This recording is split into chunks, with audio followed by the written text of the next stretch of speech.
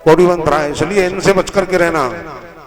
मैंने बताया दूध भीत को ला देते हैं, मंत्रा ने हिला दिया और कई से कहा तुम्हारे 2 वरदान है, राजा दशरथ से मांग लो। कई मान गई बात को, लेकिन वरदान जब मानना जब वो राम जी की सौगंध खा जाए राजा दशरथ, ठीक है। मंत्रा तो चल गई। शाम के समय राजा दशरथ कई के महल में आए, कई काम पत्नी थी ना, महल में आए, महल में नहीं मिली, पता चला को भवन में, को भवन में जाकर के पहुंचे। जैसे कई को समर्श किया राजा दशरथ ने, कई ने कहा मुझे छोड़ने की जरूरत नहीं है। क्या?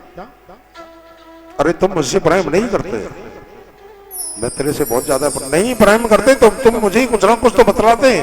तुमने राम का राज तिलक करने की घोषणा कर दी, मेरी से पूछी तक नहीं है तुमने, और तुम मेरे से प्रेम नहीं करते बिल्कुल। राजा दशरथ आज कहने लगे पिक बेनी सुलोचनी, यानी 80 साल का बुढ़ा जब इस तरह के वचन कहने लगे अपनी पत्नी से, तो समझो काम उसके हृदय में आ गया। और जब काम आ गया तो राम को छोड़ करके जाना पड़ेगा अयोध्या को। जब अयोध्या में काम आ गया तो राम को अयोध्या छोड़ करके जानी पड़ेगी। आज राम को जाना पड़ेगा। राजा दशरथ ने कहा कि तेरी तरफ किसी ने आंख उठा करके देखा तो उसकी आंख निकलवा दूं, उंगली उठा करके किसी ने तेरी तरफ की है तो उसका हाथ कटवा दूं। कामांध होकर के राजा दशरथ आज कुछ भी करने के लिए तैयार है। जो राजा दशरथ इतने समझदार, वो पत्नी के कामांध होकर के धर्म के विपरीत जाने के लिए तैयार है। बगैर विचारे जो करे सो पाछे पछता है, और काम बिगाड़े आपनो जग में होए हंसाए।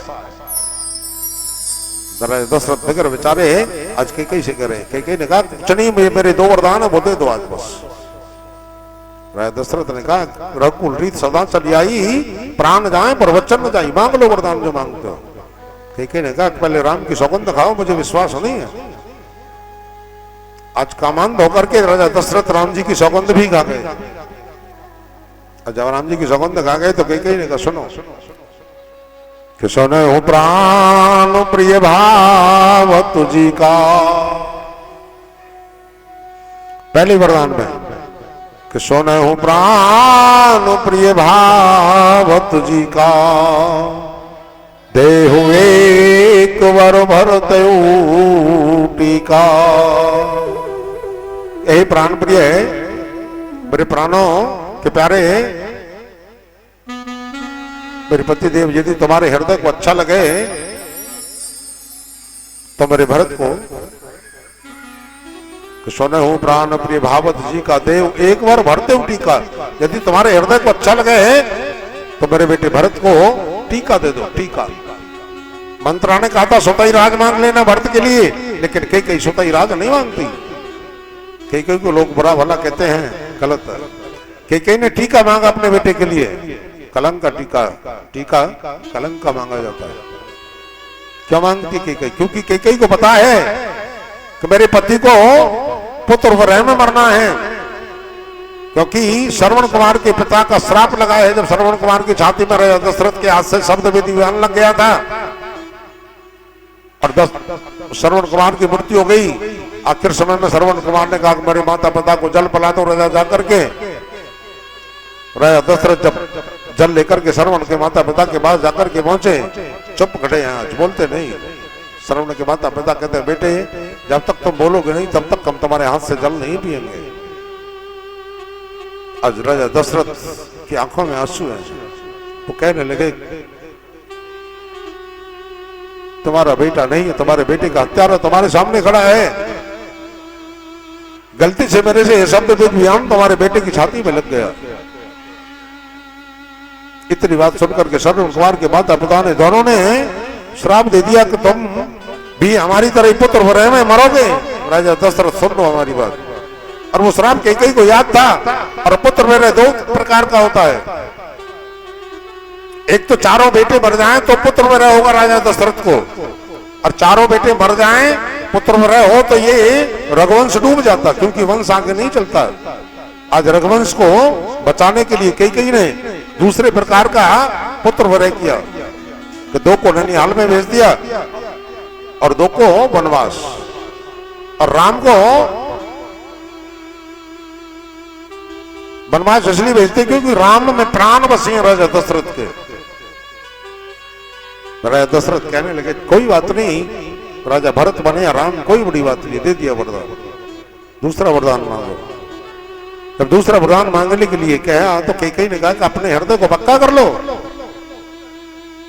राजा दशरथ कहने लगे कैकेयी कोई बात नहीं, मांग ले जो कुछ तुम्हें मांगना है।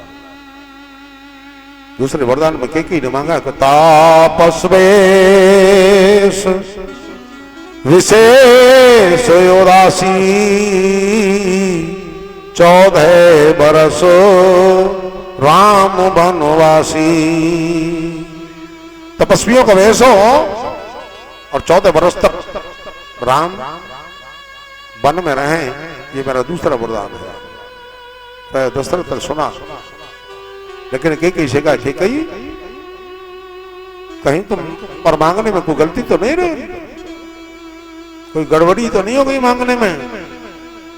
कैकेयी ने कहा ना, गड़बड़ी कोई नहीं है, मैं जो मांगना चाहती हूँ वही मांग रही हूं, दोबारा मांगो जरा। कैकेयी ने दोबारा मांगा कि 14 बरस राम वनवासी